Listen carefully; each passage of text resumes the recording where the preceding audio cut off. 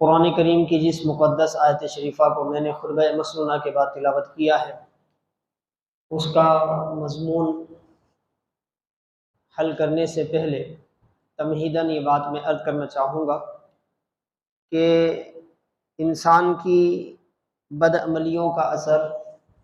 اس کی انفرادی اور اجتماعی زندگی پر پڑتا ہے، جیسا کہ قرآن کریم میں اللہ رب العزت نے ارشاد فرمایا ظہر الفساد فی البر والبحر بما کسبت ایدی الناس لیذیقہم بعض الذی عملوا لعلہم یرجعون۔ پارہ نمبر 21 میں اللہ تعالیٰ ارشاد فرماتا ہے بر اور بحر، سمندر اور سمندر کے علاوہ جتنا بھی زمینی حصہ ہے، کیونکہ زمین دو حصوں میں بٹی ہوئی ہے، یا تو پانی ہے یا تو خشکی ہے، تو قرآن کریم میں اللہ تبارک و تعالیٰ ارشاد فرماتا ہے خشکی یا تری میں کہیں بھی اگر کوئی بربادی، کوئی فساد، کوئی بگاڑ پیدا ہوتا ہے تو یہ فساد، یہ بگاڑ کیوں پیدا ہوتا ہے؟ تو فرمایا ظہر الفساد فی البر والبحر بما کسبت ایدی الناس، یہ فساد بپا ہوتا ہے انسانوں کے اعمال کی وجہ سے۔ انسان کے ہاتھ جو کرتے ہیں، مطلب انسان جو عمل کرتا ہے، ان اعمال کی وجہ سے خشکی میں بھی بگاڑ پیدا ہوتا ہے اور تری میں بھی بگاڑ پیدا ہوتا ہے، اور یہ بگاڑ اس لیے ظاہر ہوتا ہے لیذیقہم بعض الذی عملوا لعلہم یرجعون، تاکہ اللہ تبارک و تعالیٰ فرماتا ہے تاکہ انہیں مزہ چکایا جائے، انہیں آگاہ کیا جائے ان کے عملوں کے کچھ عمل سے کیا نتائج برآمد ہوتے ہیں، یعنی وہ جو عمل کرتے ہیں، وہ جو گناہ کرتے ہیں، وہ جو اللہ کی نافرمانی کرتے ہیں،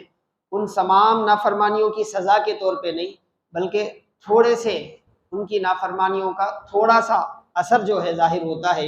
یہ تھوڑا سا اثر ظاہر ہوتا ہے تو اس کے نتیجے میں جو ہے انسان کی زندگی دوبھر ہو جاتی ہے، ایک عذاب سے کم نہیں ہوتی۔ اور یہ کیوں ہوتا ہے؟ تو فرمایا لعلہم یرجعون، تاکہ انسان کی زندگی پر آنے والی ان مصیبتوں، ان پریشانیوں کو دیکھ کر وہ اپنا محاسبہ کرے، اپنا جائزہ لے، اور جائزہ لے کر کیا ہے، وہ راہ راست پر واپس آ جائے، گناہوں سے توبہ کر لے، اچھی زندگی گزارنے کی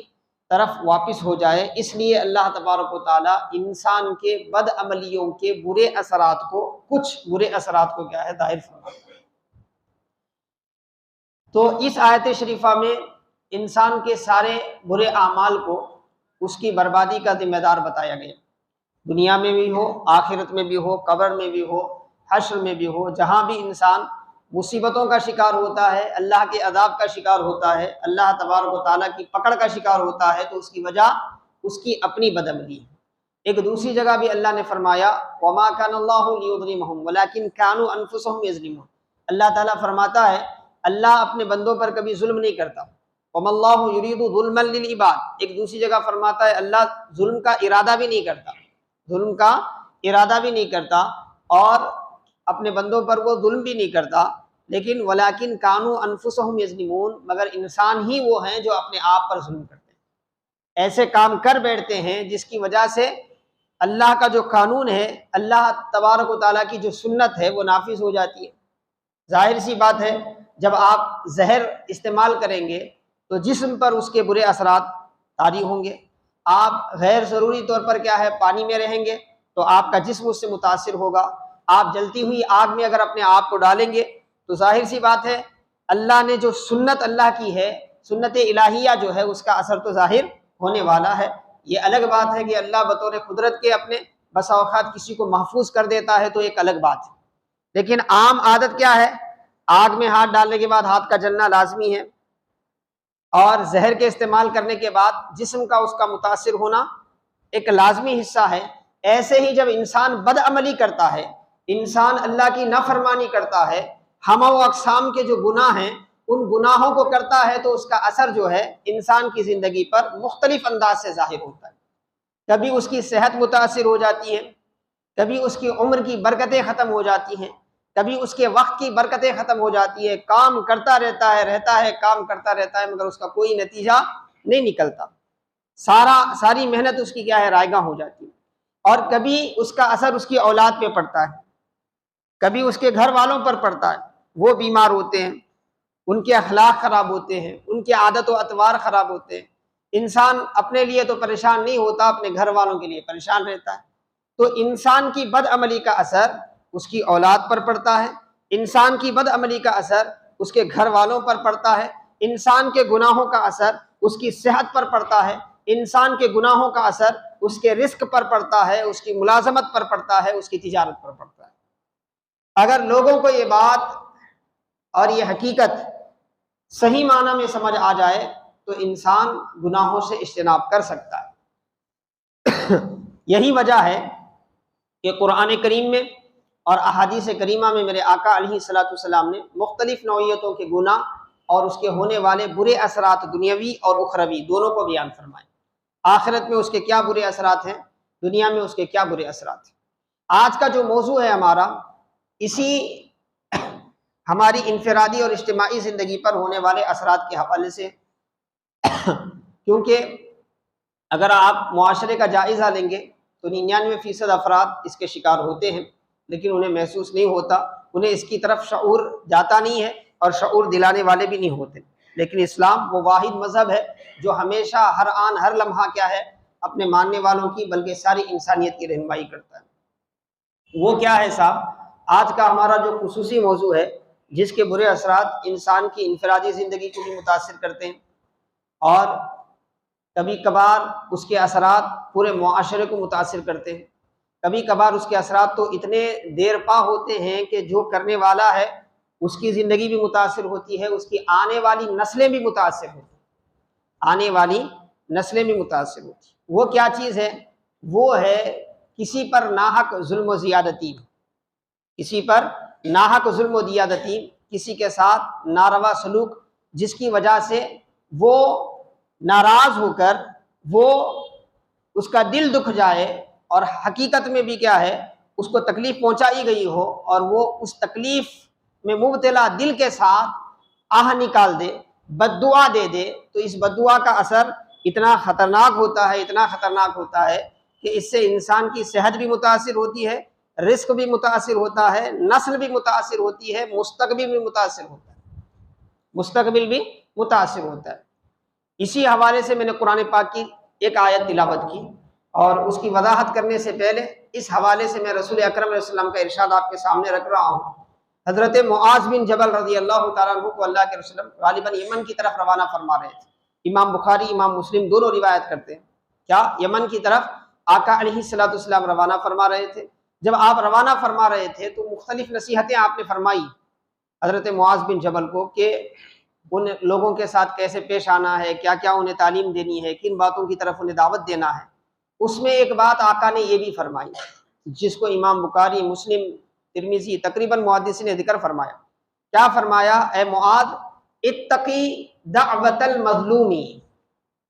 فإنها ليس بينها وبين الله حجاب۔ اللہ کے رسول علیہ الصلوۃ والسلام نے کیا فرمایا؟ اے معاذ، ہمیشہ مظلوم کی بد دعا سے بچے رہنا، مظلوم کی بد دعا سے بچے رہنا۔ مطلب یہ ہے کہ کسی پر ناحق کوئی ایسا معاملہ نہ کرنا کہ جس کی وجہ سے وہ مظلوم کی کیٹیگری میں آ جائے، اس پر ظلم ہو اور وہ ظلم کی حالت میں، حالت ظلم میں وہ تمہارے خلاف آہ نکال دے، تمہارے خلاف اللہ کی بارگاہ میں شکایت کر دے، بد دعا کے الفاظ کہہ دے، اس سے بچے رہنا۔ کیوں؟ فَإِنَّهَا لَيْسَ بَيْنَهَا وَبَيْنَ اللَّهِ حجاب۔ اللہ کے رسول علیہ الصلوۃ والسلام نے فرمایا یہ اس لیے ہے کیونکہ مظلوم کی دعا یعنی مظلوم کی بد دعا اور اللہ کے درمیان کوئی حجاب نہیں ہوتا، کوئی پردہ نہیں ہوتا، کوئی آڑ نہیں ہوتا، یعنی بہت جلدی مظلوم کی بد دعا جو ہے وہ اللہ کی بارگاہ میں پیش کر دی جاتی ہے، اللہ کی بارگاہ میں پیش کر دی جاتی ہے۔ اور طبرانی شریف کی حدیث پاک ہے، میرے آقا علیہ الصلوۃ والسلام نے ایک دوسرے موقع پر یہی الفاظ کہتے ہوئے مزید یہ بھی فرمایا کہ اللہ تعالیٰ فرماتا ہے اس مظلوم سے، کیا فرماتا ہے کہ میں ضرور اس مظلوم کی مدد کروں گا، اگرچہ کیا ہے تھوڑا وقت لگے۔ یعنی بسا اوقات وہ بد دعا کا اثر فی الفور شروع ہو جاتا ہے، بسا اوقات ہوتا یہ ہے کہ اس کا اثر دیر سے شروع ہوتا ہے، لیکن ہوتا ضرور ہے، ہوتا ضرور ہے۔ مسند احمد کی حدیث پاک ہے، میرے آقا علیہ الصلوۃ والسلام نے فرمایا، کیا فرمایا رسول اکرم علیہ الصلوۃ والسلام نے؟ اللہ کے رسول علیہ الصلوۃ والسلام ارشاد فرماتے ہیں یہی بات کہ مظلوم کی بد دعا سے بچو، اگرچہ وہ کافر و فاجر ہو۔ بد دعا کرنے والا مومن ہونا ضروری نہیں ہے، بد دعا کرنے والا صالح نیک بندہ ہونا ضروری نہیں ہے، بد دعا کرنے والا نمازی ہو ایسا ضروری نہیں ہے۔ اگر واقعی کسی انسان کے ساتھ، کسی جاندار کے ساتھ ظلم ہوا ہے، وہ مظلوم ہے، اور وہ انسان اگر گناہگار بھی ہے، اللہ کا نافرمان بھی ہے، لیکن اب جو بد دعا کر رہا ہے وہ اپنے حق کے تعلق سے کر رہا ہے۔ اسی لیے میرے آقا فرماتے ہیں اگر فاجر بھی بد دعا کرتا ہے تو اللہ اس کی بھی بد دعا کو قبول کر لیتا ہے، اس کی بھی بد دعا کو قبول کر لیتا ہے، اگرچہ کہ اس کا فجور جو ہے، اس کی نافرمانی اس کے اوپر ہے، یعنی وہ نافرمان ہے، اس کا حساب تو اللہ لے گا، وہ نافرمان ہے، اس کی نافرمانیاں کا حساب تو اللہ لے گا، لیکن یہاں جو وہ نافرمان اپنے اوپر جو ایک دوسرے انسان سے ظلم ہوا ہے، اس کی آہ اللہ کی بارگاہ میں پیش کر رہا ہے، اس کے لیے اللہ کی بارگاہ میں شکایت کر رہا ہے، تو وہ شکایت اللہ رد نہیں فرماتا۔ اب آپ سوچیں صبح سے لے کر شام تک آج ہمارے بچوں کی تربیت اس انداز سے ہوئی ہے، ہمارے گھر میں جو بیٹیاں ہم لاتے ہیں بہو بنا کر، ان کی تربیت اس انداز سے ہوئی ہے کہ ہمارے سلوک، ہمارے انداز ایسے ہیں کہ دن و رات نہ جانے کتنوں کی بد دعائیں کیا ہے ہماری زندگی میں شامل ہو جاتی۔ دعائیں نہیں، جس طرح دعائیں زندگی کو آباد کرتی ہیں، اسی طرح بد دعائیں زندگی کو برباد کر دیتی ہیں، زندگی کو برباد کر دیتی ہے۔ آج بہت سے لوگ ہیں نا اپنے رزق کے معاملے کو لے کر، اپنے گھر کے معاملے کو لے کر، اپنی نجی زندگی کو لے کر ہمیشہ یہ سوچتے ہیں کہ بھئی فلاں نے مجھے کرایا ہوگا، فلاں نے مجھے کرایا ہوگا۔ حقیقت یہ ہوتی ہے کہ اس کے پیچھے نہ کوئی جادو کا اثر ہوتا ہے، اس کے پیچھے نہ کسی نظر کا اثر ہوتا ہے، اس کے پیچھے اگر اثر ہوتا ہے تو ان کے کرتوتوں کی وجہ سے کسی کی لگی ہوئی بد دعا کا اثر ہوتا ہے، کسی کی لگی ہوئی بد دعا کا اثر ہوتا ہے، اور یہ بد دعا کا اثر زائل نہیں ہوتا، اس کے اثرات بڑے خطرناک ہوتے ہیں۔ جادو کا اثر زائل ہو جاتا ہے، نظر کا اثر زائل ہو جاتا ہے، کسی شریر جن اور آسیب کا اثر ہے تو زائل ہو جاتا ہے، لیکن کسی مظلوم کی بد دعا اگر کسی کی پیچھا کر رہی ہو، اللہ اکبر کبیرہ، کہ وہ جب تک عرش الہی میں جا کر مقبول نہیں ہوتی اس وقت تک کیا ہے وہ رکتی نہیں ہے، جس کے نتیجے میں جس کے لیے بد دعا کی گئی ہے واقعی وہ اس بد دعا کا حقدار ہے، تو ضرور وہ بد دعا اس کی زندگی پہ مختلف انداز سے اثر انداز ہوتی ہے۔ اس کی ایک مثال، کئی مثالیں ہیں قرآن کریم میں، ایک مثال وہ ہے جس کو میں نے قرآن کریم کی آیت کے حوالے سے اپنا عنوان بنایا، ربی انی مغلوب فانتصر، اے میرے رب بے شک میں مغلوب ہو چکا ہوں، تو میری مدد فرما، تو میری دستگیری فرما، تو میری مدد فرما۔ یہ دعائیہ جملے جو ہیں قرآن کے کس کے ہیں؟ یہ اللہ کے نبی ثانی آدم سیدنا حضرت نوح علیہ السلام کے، سیدنا نوح علیہ السلام اللہ کے جو پیغمبر ہیں، جنہوں نے اپنی قوم میں 950 سال اللہ کی دعوت کا کام کیا، 950 سال اپنی قوم کو راہ ہدایت پر لانے کی کوشش کی، ان کی بد عملیوں سے باہر نکالنے کی انہیں 950 سال کوشش کی، انفرادی اجتماعی پورے ان کے معاشرے اور قبیلے کا کوئی فرد ایسا نہیں تھا جس کے ساتھ آپ نے اپنی دعوت نہ پہنچائی ہو اور اس کے ساتھ نصیحت نہ کیا ہو، علانیہ، تنہائیوں میں، خلوتوں میں، ہر ممکنہ جتنا ہو سکتا۔ خود قرآن کریم میں آپ کے کلمات سورہ نوح میں اللہ تبارک تعالیٰ نے ذکر فرمائے، انی دعوت لہم جہارا، اے مولا میں نے انہیں علانیہ بھی دعوت دی، اسرارا اور خلوتوں میں بھی دعوت دی، لیکن جب بھی حضرت نوح علیہ السلام کی دعوت پہنچتی، وہ لوگ خیر کی بات سننے کی بجائے کیا کرتے؟ اپنی انگلیوں کو کیا ہے کانوں میں ٹھوس لیتے تاکہ خیر کی بات ان کے دل تک نہ پہنچ سکے۔ 950 سال کرتے کرتے کرتے جب سارے مرحلے ختم ہو گئے، حضرت نوح علیہ السلام مایوس ہوئے، تب جا کے آپ کی زبان سے یہ بد دعا نکلی،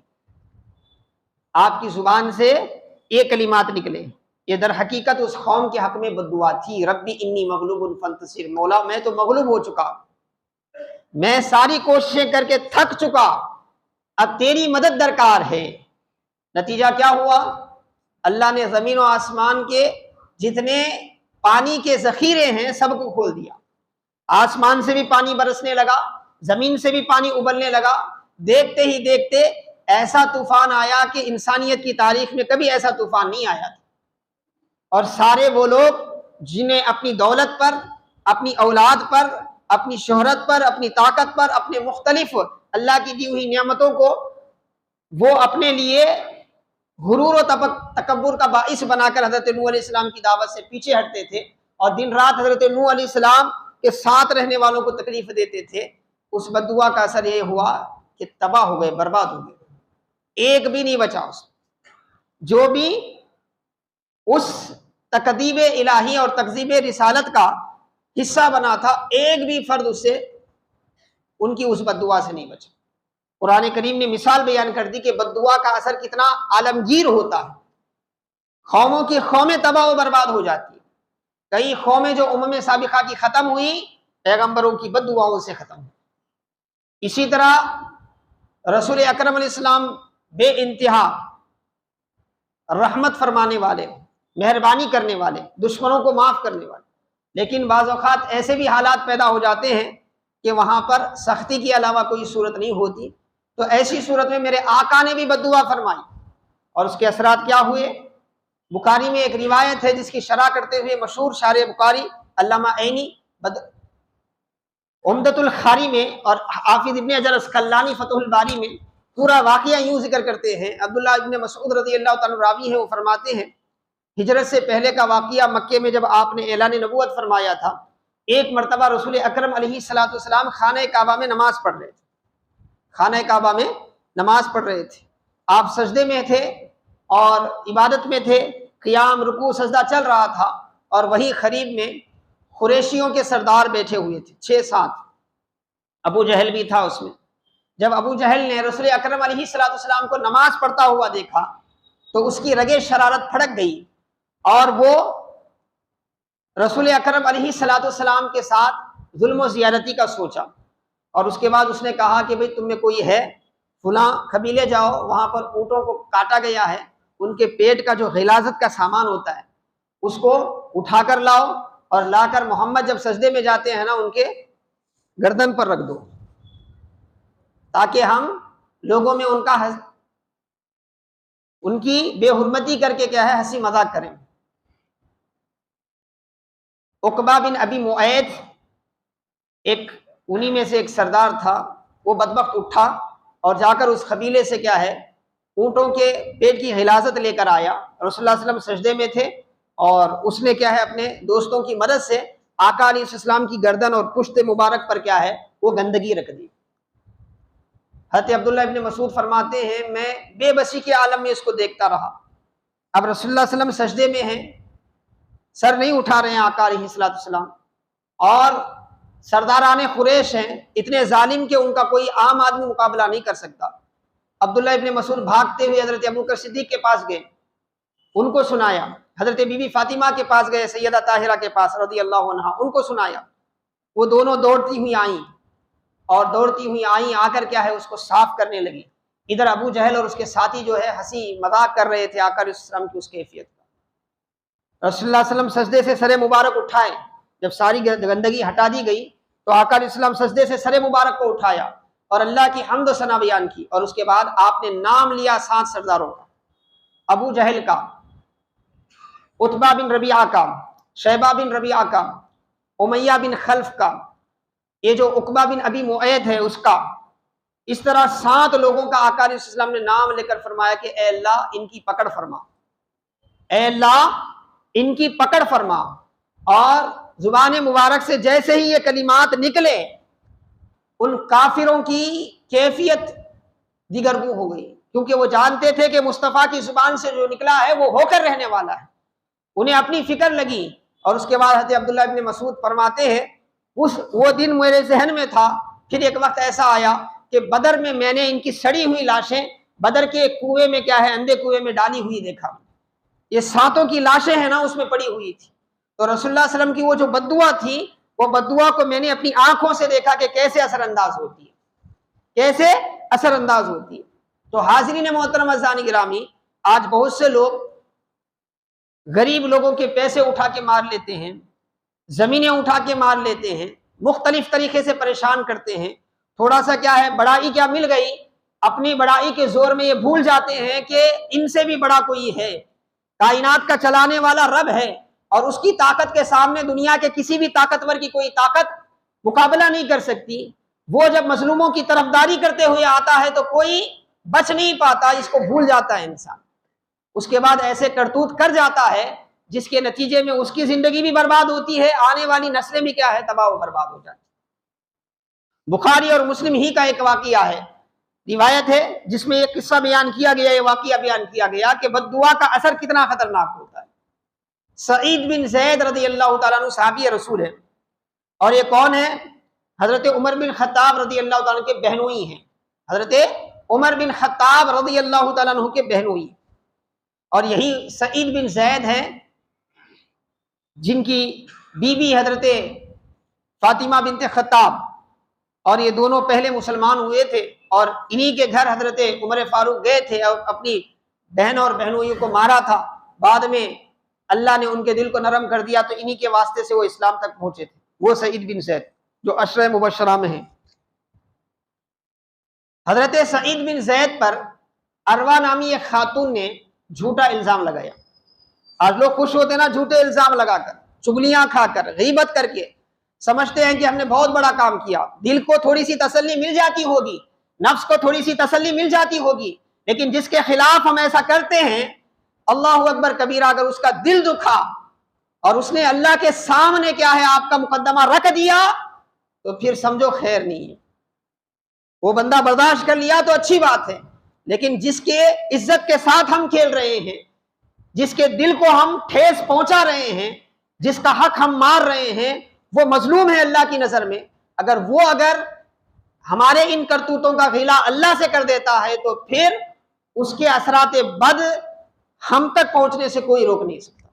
کوئی دعا نہیں، کوئی تعویذ نہیں، کوئی نہیں۔ شیطان کو تعویذوں سے روکا جا سکتا ہے، دم سے روکا جا سکتا ہے، جادو کے اثرات کو کاٹا جا سکتا ہے، بد دعا کے اثرات کو نہیں کاٹا جا سکتا، بد دعا کے اثرات کو نہیں کاٹا جا سکتا، یہ حقیقت ہے۔ اور آج معاشرے میں بہت سے افراد غیر محسوس انداز میں ہے نا اس بلائے عظیم میں مبتلا ہوتے جا رہے ہیں، اور ہم سمجھ بیٹھے ہیں کہ بھئی فلاں نے ہمارے ساتھ ایسا کیا ہوگا، فلاں نے نہیں۔ اگر ہم غور کریں تو ہمیں پتہ چلتا ہے کہ کہاں سے یہ معاملہ شروع ہوا ہے، کیوں ہوا ہے۔ تو حضرت سعید بن زید پر جھوٹا الزام لگایا گیا، ایک خاتون نے لگایا، مروان کا زمانہ تھا، حاکم مدینہ مروان تھا اس وقت، تو مروان کے سامنے مقدمہ گیا، اس خاتون نے حضرت سعید بن زید کے خلاف مقدمہ کیا کہ انہوں نے میری زمین ہتھیا لی ہے۔ تو حضرت سعید بن زید کو بلایا گیا، سعید بن زید رضی اللہ تعالیٰ عنہ وہاں پر پہنچے تو مروان نے پوچھا کہ ایسے آپ کے خلاف کیا ہے، ایسی شکایت آئی ہے، کیا معاملہ؟ تو حضرت نے فرمایا میں ایسے کیسے کر سکتا ہوں جبکہ میں نے رسول اللہ صلی اللہ علیہ وسلم سے وہ سنا ہے جو سننا ہے۔ بولے آپ نے کیا سنا ہے؟ تو اس وقت آپ نے یہ روایت بیان فرمائی کہ میں نے آقا علیہ الصلوۃ والسلام سے یہ سنا ہے کہ آقا نے فرمایا کہ اگر کوئی آدمی کسی کی ناحق ایک بالشت پر جگہ بھی اگر مار لیتا ہے تو کل قیامت کے دن اللہ تعالیٰ ساتوں زمینوں کو توخ بنا کر اس کے گلے میں ڈالے گا، ساتوں زمینوں کو توخ بنا کر کیا ہے اس کے گلے میں ڈالے گا۔ یہ سننے کے بعد میں ایسا عمل کیسے کر سکتا ہوں، میں کسی کی ناحق جگہ کیسے مار سکتا ہوں؟ مروان نے کہا مقدمہ خارج کر دو، یہ روایت سننے کے بعد میں مزید تحقیق کرنا نہیں چاہتا اس حوالے سے، آپ سچے ہیں وہ جھوٹی ہے۔ لیکن حضرت سعید بن زید کے دل کو کیا ہے تکلیف ہوئی، ظاہر سی بات ہے، ایک پاک دامن پر کیا ہے تہمت لگائی گئی تھی، وہ بھی صحابی رسول ہے۔ تو آپ نے فرمایا کہ اے اللہ اگر یہ خاتون جھوٹی ہے، تو جانتا ہے جھوٹی ہے، اور اس نے دنیا داری کے لیے مجھ پر جھوٹی تہمت لگائی ہے، مولا اس وقت اسے موت نہیں دینا جب تک کہ یہ اندھی نہ ہو جائے، اور جس زمین کے بارے میں اس نے مقدمہ کیا ہے میں وہ زمین چھوڑ دیتا ہوں، اسی زمین میں اسے موت آئے۔ یہ دو دعائیں فرمائی آپ، کیا؟ ایک اندھی ہو کے مرے، اور دوسرا اسی زمین میں کیا ہے موت آئے اس، جس زمین کا جھوٹا مقدمہ اس نے مجھ پر کیا ہے۔ تو دن بیتے، جو راوی ہیں وہ کہتے ہیں کہ ہم دیکھتے رہے، ایک وقت آیا اس خاتون کا کہ بوڑھی ہو گئی، آنکھیں دکھنا بند ہو گئی، دیواروں کو پکڑ پکڑ کے چلتی تھی، بڑی مشکل میں اس نے زندگی گزاری، اور اس اندھے پن میں ایک لمبا عرصہ گزرا۔ اور ہمارا اور اگلوں کا طریقہ الگ تھا، ہمارے اسلاف بہت ہوشیار تھے، ہم کسی کو بد دعا دیتے ہیں تو کیسے بد دعا دیتے ہیں؟ اسے موت آ جائے، ختم ہو جائے، ختم ہو گیا تو قصہ تمام۔ مگر وہ بد دعائیں کیسی دیتے تھے؟ اللہ اس کی لمبی عمر کرے، اور لمبی عمر جتنی ہوتی جائے گی اتنا زیادہ ذلت و رسوائی کا مزہ وہ چکھتا جائے۔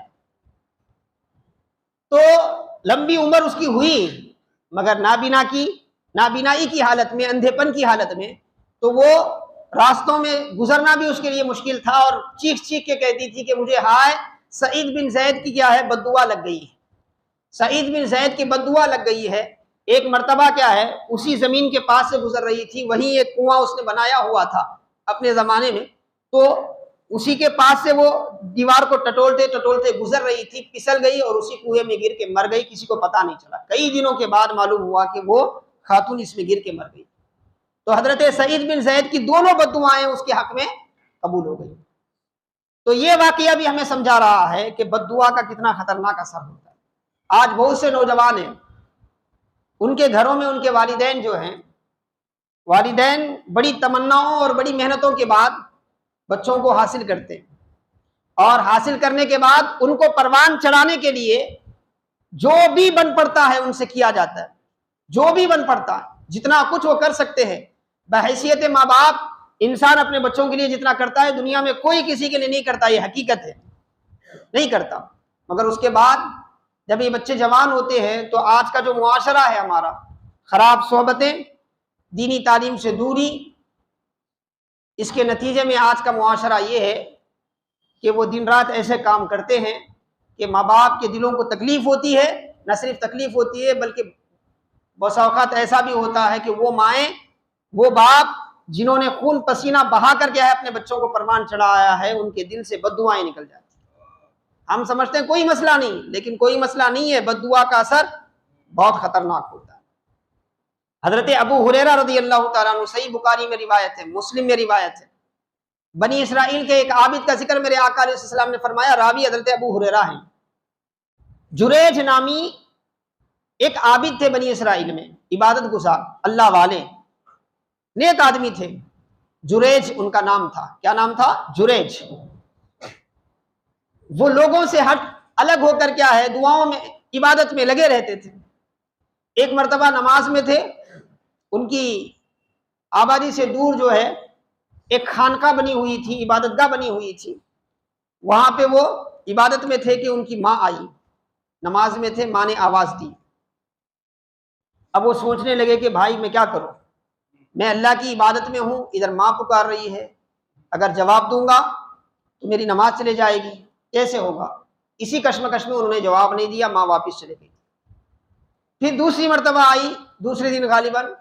پھر انہوں نے پکارا، اتفاق کی حالت ایسی تھی، ماں نے ان کو نماز پڑھتے دیکھا نہیں اندر جا کے، اور یہ نماز میں تھے تو جواب نہیں دیا۔ تیسرے دن بھی ایسا ہی ہوا، وہ نماز میں ہے، یہ باہر سے آواز دے رہی ہے، اور اندر سے وہ نماز میں ہونے کی وجہ سے کشمکش میں ہیں، جواب نہیں دے رہے ہیں۔ اسی کشمکش میں وہ خاموش رہے، لیکن ماں تھی۔ تو 3 دن ایسی حالت گزرنے کے بعد انہیں برداشت نہیں ہوا تو بد دعا زبان سے نکل، کیا بد دعا دی؟ حدیث پاک میں آتا ہے، میرے آقا نے فرمایا، انہوں نے بد دعا دی کہ مولا جریج کو اس وقت تک موت نہ دینا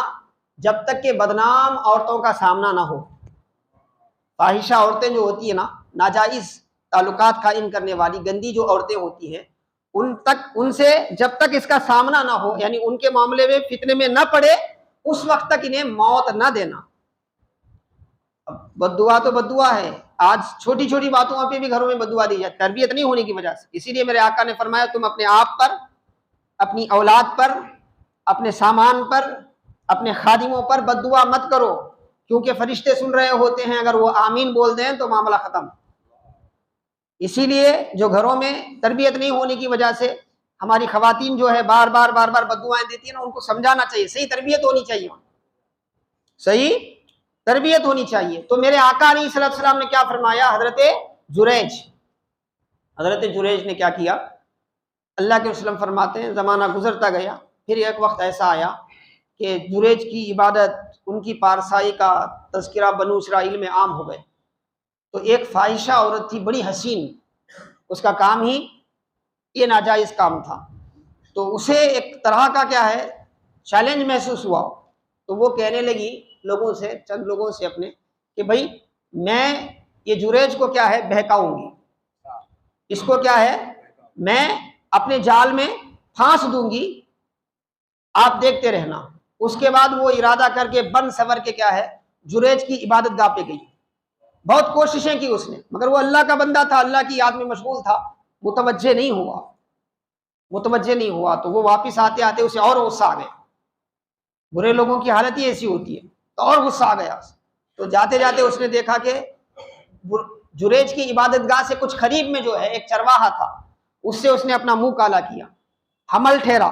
تو لوگوں میں کہنے لگی کہ یہ جریج کا حمل ہے،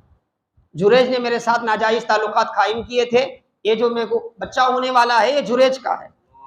اب لوگ جب سنے تو ایک دم غصہ آ گیا ان کو، سیدھا کیا ہے جریج کی عبادت گاہ پہ گئے، ساری عبادت گاہ کو توڑ دیا، جریج کو مارا، انہیں لہو لہان کر دیا۔ تو جریج کہنے لگے اے اللہ کے بندو میرے ساتھ ایسا کیوں کر رہے ہو، میں نے کیا کیا ہے، میرا قصور کیا ہے؟ تو حاضرین محترم عزیزان گرامی، لوگ کہنے لگے کہ کیا پھر اتنا سب کرنے کے باوجود پھر یہ کہتے ہو تمہیں معلوم نہیں ہے؟ بولے کیا؟ تو جب سنایا گیا کہ فلاں بدکار عورت کے ساتھ تم نے ایسا کیا، بولے اس کو بلا کے لاؤ۔ اس کو بلا کے لایا گیا، وہ حمل سے تھی، تو حضرت جریج نے اس سے پوچھا کیا تو نے ان سے ایسا کہا؟ بولے ہاں، کہنے کی کیا بات ہے، ایسا تو ہوا ہے۔ وہ اپنے الزام پر مصر تھی۔ تو اس کے بعد جریج نے کیا، انہیں یاد آیا کہ بھائی میری ماں نے بد دعا دی تھی، کیا بد دعا دی تھی کہ بدکار عورتوں کے فتنے میں جریج پڑے بغیر مرے گا نہیں، تو اب یہ بد دعا اثر کر رہی ہے، مولا لاج رکھ لے، وہ بد دعا بھی ہو گئی، اب میری بھی لاج رکھ لے۔ اس کے بعد آپ نے کیا، اسے بلایا، قریب بلا کے کہا، اس کے حمل پہ آپ نے ہاتھ رکھا، ہاتھ رکھ کے اللہ سے دعا فرمائی کہ مولا میری پاک دامنی کو ثابت فرما دے۔ تو اس کے پیٹ سے ہونے والا بچہ بولنے لگا کہ میری ماں جھوٹ بول رہی ہے، جریج پاک دامن ہے، جریج پر الزام لگایا گیا ہے، میرا باپ جو ہے فلاں چروایا، میرا باپ جو ہے فلاں چروایا، نیک تھے اللہ نے بچا لیا، لیکن اثر بد دعا کا ہوا۔ بد دعا کا اثر اپنی جگہ ہوتا ہے۔ بالکل آخری بات عرض کرتے ہوئے اپنی گفتگو کو سمیٹ رہا ہوں، یہ اس لیے میں عرض کر رہا ہوں کہ ہماری جو شرارتیں ہیں، ہمارے جو دوسروں کے ساتھ سلوک ہے، یہ سلوک کبھی ایسا بھی ہوتا ہے کہ سامنے والے کے قلب پر بے انتہا اس کا برا اثر پڑتا ہے، اور وہ غمگین حالت میں اللہ کی بارگاہ میں گڑ گڑاتا ہے، دنیا میں کوئی اس کا پرسان حال نہ ہو، دنیا میں لوگ پیسہ دیکھ کر سپورٹ کرتے ہیں، دنیا میں لوگ طاقت دیکھ کر سپورٹ کرتے ہیں، میرا مولا دل کی کمزوریوں کو دیکھ کر سپورٹ کرتا ہے۔ جب اللہ کی طرف کوئی مظلوم گڑ گڑاتا ہے تو اللہ اس کا حامی و مددگار بن جاتا ہے، حامی و مددگار بن جاتا ہے۔ وہاب ابن منبہ ایک تابعی ہیں، وہ بیان کرتے ہیں کہ اگلے زمانے میں ایک بڑے جابر قسم کے بڑے مالدار آدمی نے ایک بہت بڑا محل بنایا، اس بڑا خوبصورت محل تعمیر کیا۔ تعمیر کرنے کے بعد ایک دن وہ اپنے محل کو دیکھنے کے لیے باہر سے دیکھنے کے لیے نکلا، باہر سے اس کا جائزہ لیں کہ کیسا نظر رہا ہے۔ جب وہ جائزہ لے رہا تھا تو اس نے دیکھا کہ اس کے ایک دیوار کے قریب جو ہے ایک چھوٹی سی جھوپڑیاں ہے، چھوٹی سی جھوپڑی ہے۔ تو اس نے پوچھا بھائی یہ کس کی ہے؟ بولے ایک خاتون ہے، بوڑھی خاتون ہے، کوئی نہیں ہے اس کا، وہ روزانہ خود مزدوری کے لیے جاتی ہے اور کما کے لاتی ہے تو اس کا گزر بسر ہوتا ہے، اور اس خاتون کا یہ ہے۔ تو وہ مالدار تھا، حکومت میں ایک اعلیٰ منصب پر تھا، تو اس نے اسی نشے میں کہا کہ نکال دو اس کو، نکال دو۔ نکال دیا گیا۔ شام میں وہ بوڑھی جو ہے اپنے کام سے واپس آئی تو دیکھا کہ گھر نہیں ہے، گرا ہوا ہے۔ لوگوں سے پوچھا کہ کس نے اسے گرایا ہے؟ تو لوگوں نے کہا کہ وہ جو حاکم ہے تمہارے بازو، جس کا محل ہے، وہ جو فلاں حکمراں کا بہت بڑا آدمی ہے نا، اس نے گرا دیا ہے۔ تو اس بوڑھی ماں صاحب کے دل سے آ نکلی، اس نے آسمان کی طرف نگاہ کی اور کہنے لگی کہ مولا میں تو نہیں تھی میرا گھر گراتے وقت، تو تھا، میں تو نہیں تھی مولا، تو تھا۔ بس اتنے کلمات کہنے تھے کہ حضرت وہب ابن منبہ کہتے ہیں کہ دیکھتے ہی دیکھتے وہ محل ڈھیر ہو گیا، وہ جو محل تھا علی شان ایسے الٹ گیا کہ جیسے کسی نے اس کو الٹا دیا ہو۔ تو حاضرین محترم عزیزان گرامی، یہ بد دعا کے اثرات ہوتے ہیں۔ ایسے اگر اس کو تاریخ کے حوالے سے اگر نکالا جائے، اس زمانے سے لے کر آج کے زمانے تک ایسے کئی واقعات ملتے ہیں۔ گھروں میں بچوں کے رشتے نہیں ہو رہے ہیں، پیچھے جا کے دیکھیں کسی کی بد دعا کا اثر ہوتا ہے۔ کاروبار نہیں چل رہا ہے، پیچھے جا کے دیکھیں کسی کی بد دعا کا اثر ہوتا ہے۔ بیماری پر بیماری ہے، اسکین کرا رہے آپ، کوئی بھی رپورٹ نہیں آ رہی ہے، عامل حضرات تھک گئے ہیں، انہیں سمجھ نہیں آ رہا ہے کہ آپ کو کیا ہوا۔ اگر آپ کسی اللہ والے سے پوچھے اور اللہ ظاہر کرنا چاہے تو پتہ چلے گا کہ کسی بد دعا کا اثر ہے۔ تو بد دعائیں جو ہے انسان کو تباہ و برباد کر دیتی ہیں۔ اسی لیے اپنے عمل میں، اپنی زندگی میں اس بات کو یاد رکھیں کہ ہمارا جو رویہ ہے، ہمارا جو سلوک ہے، ہماری جو حالت ہے، کسی کی بد دعا کا ذریعہ بالکل نہ بنے، ورنہ اس سے انسان کی دنیا برباد ہوتی ہے، آخرت برباد ہوتی ہے، رزق میں تنگی آتی ہے، صحت میں معاملہ پڑتا ہے، اولاد تک نسل در نسل کیا ہے بد دعائیں پیچھا کرتی ہے۔ اللہ کی بارگاہ میں دعا ہے کہ اللہ تعالی ہماری تمام خطاؤں کو معاف فرمائے، ہمیں اور ہماری نسلوں کو اللہ تعالی ہر قسم کی بد دعاؤں سے محفوظ رکھے، اور ان اعمال کی ہمیں توفیق عطا فرمائے جس سے مظلوموں کی مدد ہوتی ہو۔ اللہ ہمیں کسی کے ساتھ ظلم کا معاملہ کرنے والا نہ بنائے، اللہ ظالموں میں ہمیں شامل نہ فرمائے، اللہ تعالی ہمیشہ ہمارے حال پر رحم فرمائے، ہمارے حال پر کرم فرمائے۔ فصلی اللہ تعالی علی خیر خلقہ محمد وآلہ وصحبہ اجمعین والحمد للہ رب العالمین۔ حضرات